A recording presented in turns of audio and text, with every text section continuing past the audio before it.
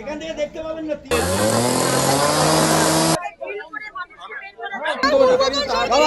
ঢালাইয়ের ভুল পরিকল্পনা, একতলা থেকে ঢালাই না করে তিনতলা থেকে শুরু।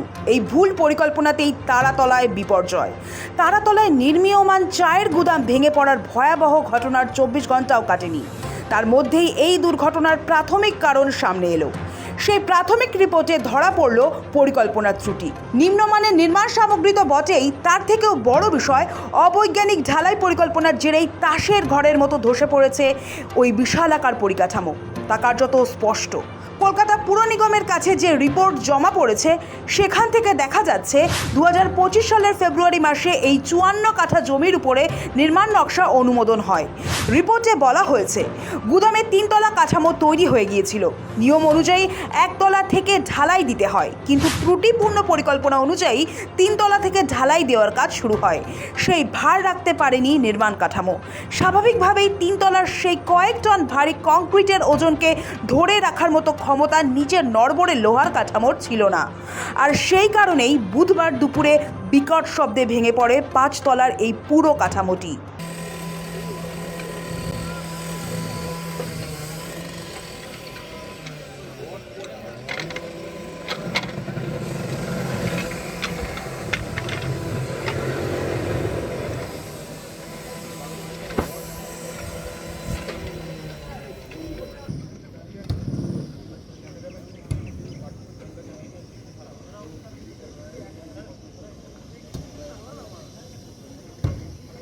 এও জানা গিয়েছে নিচের দিক মজবুত না করে উপরের দিক থেকে নিম্নমানের ঢালাই উপকরণ দিয়ে কাজ শুরু হয়। তাতেই এত বড় বিপর্যয় ঘটে যায় বৃহস্পতিবার দুপুরে। রিপোর্টে এও বলা হয়েছে 54 কাঠা জমির মধ্যে 43 কাঠা জমিতে এই নির্মাণ নকশা অনুমোদিত হয়েছিল। বিপর্যয়ের পর পরীক্ষা করে দেখা গিয়েছে নির্মাণ নকশার বাইরে গিয়ে আরও প্রায় 5 কাঠা জমিতেও চলছিল নির্মাণ কাঠামো তৈরির কাজ। অর্থাৎ নিয়ম বহির্ভূতভাবে এবং অবৈধভাবে গুদামের অংশ বাড়িয়ে চলছিল নির্মাণকারীরা।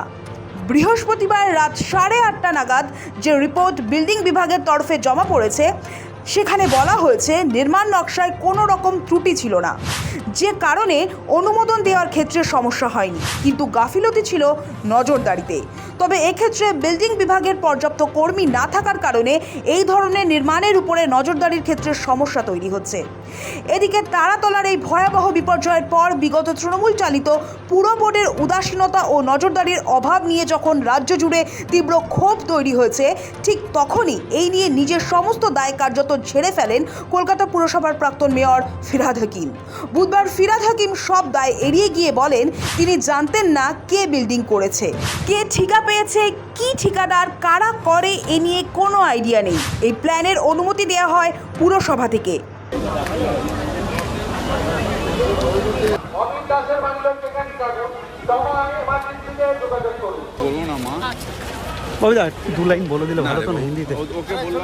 প্রাক্তন মেয়রে যদি দায় এড়িয়ে যান তাহলে এই বিপর্যয়ের নেপথ্যে দায়ী কে বা কারা?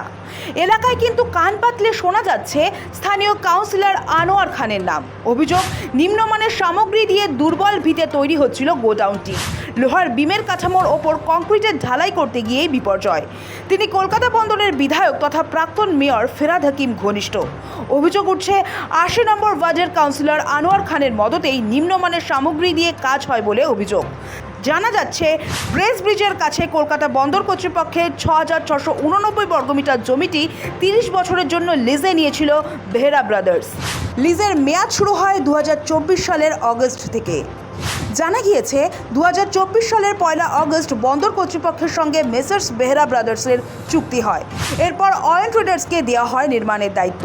জানা যাচ্ছে 6 বার ওই জমির ওপর গোডাউন নির্মাণের চেষ্টা হয়েছে, ফলে মাটি নরম হয়ে যায়। কথা ছিল এখানে গুদাম ও হিমঘর তৈরি হবে, সেই কাজ চলছিল। তবে নিম্নমানের সামগ্রী দিয়ে কোনো ক্রমে ভিত তৈরি করে লোহার বিম ব্যবহার করে দাঁড় করানো হয়েছিল 3 তলা বিল্ডিং।